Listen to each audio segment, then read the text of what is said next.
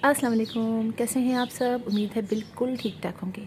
ड्रेसिना plant काफ़ी famous plant है। इसकी बहुत सारी वैरायटीज़ होती हैं जो कि बड़ी खूबसूरत होती हैं। मेरे पास भी इसकी कई वैरायटीज़ हैं जिन इस पर मैंने वीडियोस भी अपलोड कर रखी हैं।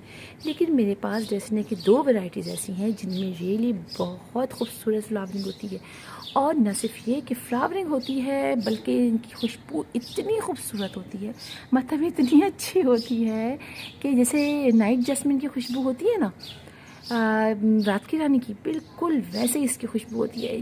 साल में 2 से 3 दफ़ा ये प्लांट फ्लावरिंग करता है और फिर इतनी खुशबू आती है कि हमारा पूरा घर इसमें महकता रहता है। और फ्लावरिंग भी बहुत अच्छी होती है।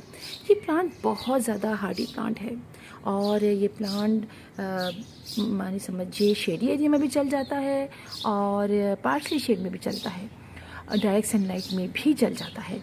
डायरेक्ट सनलाइट में इसको पानी की ज़्यादा ज़रूरत होती है, लेकिन जब पार्शियल शेड में रखते हैं तो उसी लिहाज से इसकी रिक्वायरमेंट होती है। और ये प्लांट बहुत ज़्यादा पसंद करता है रूट बाउंडिंग को। और रूट बाउंडिंग पे जो मेरी वीडियोस मौजूद हैं कि कौन कौन से प्लांट रूट बाउंडिंग को पसंद करते हैं, उन्हीं में ये प्लांट भी शामिल है। और आप देखिए कि इसके अंदर कितनी ज़्यादा इनकी रूट्स बाउंड हो चुकी हैं और ये फिर भी इसके अंदर बहुत अच्छी तरीके से ग्रो कर रहा है। ये प्लांट एक तो देखिए इसके लीव्स किस तरीके से होते हैं। ये देखिए इसके लीव्स पतले पतले से होते हैं, ये देखिए, ठीक है, पतले पतले से और नरम नरम से।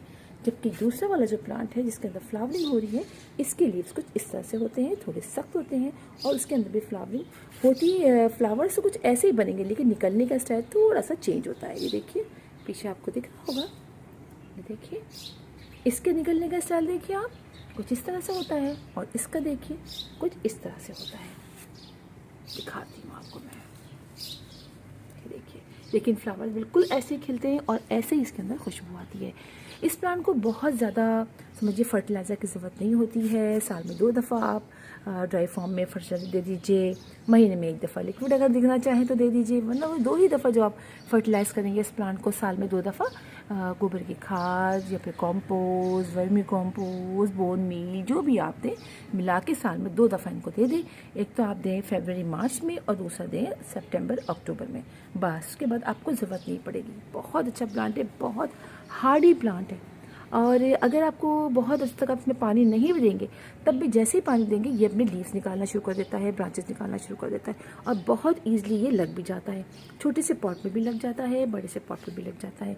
मेरे घर में बहुत सारे इसके प्लांट्स हैं और सब में फ्लावरिंग हो रही है। एक तो आप देखिए कि इसके अंदर फ्लावरिंग हो रही है, कुछ पिंक पिंक कलर के फ्लावर्स देखिए कितने खूबसूरत लग रहे हैं। पहले ये कुछ ग्रीन ग्रीन कलर के होते हैं, ऐसे होते हैं, फिर आहिस्ता आहिस्ता इनका कलर थोड़ा सा और येलो की तरफ आता है, उसके बाद ये पूरे ऐसे खूबसूरत तरीके से पिंक पिंक से हो जाते हैं।